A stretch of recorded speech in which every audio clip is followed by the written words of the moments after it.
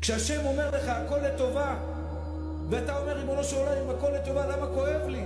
כי אומר לך הקדוש ברוך הוא, אם אתה תהיה בריא, אם הכל יהיה בסדר, אם אתה תהיה גיבור, גם יפה, גם חזק, גם עשיר, אתה תבעט בקדוש ברוך הוא. אומר הקדוש ברוך הוא, תופס לך קצר.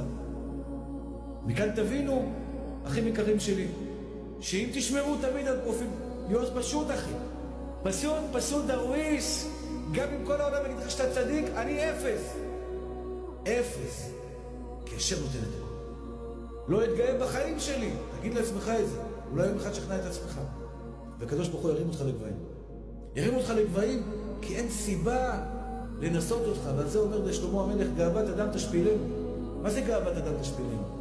הגאווה של האדם גורמת לו לשפל. הקדוש ברוך הוא אוהב אותך, אחי יקר שלי, ועושה בטובתך. מי אוהב יותר אותך? אתה או בורא עולם? התשובה היא בורא עולם. בורא עולם אוהב אותך יותר ממה שאתה אוהב את עצמך. בורא עולם יודע מה טוב לך יותר ממה שאתה יודע, ממה שאתה מאמין שטוב לך.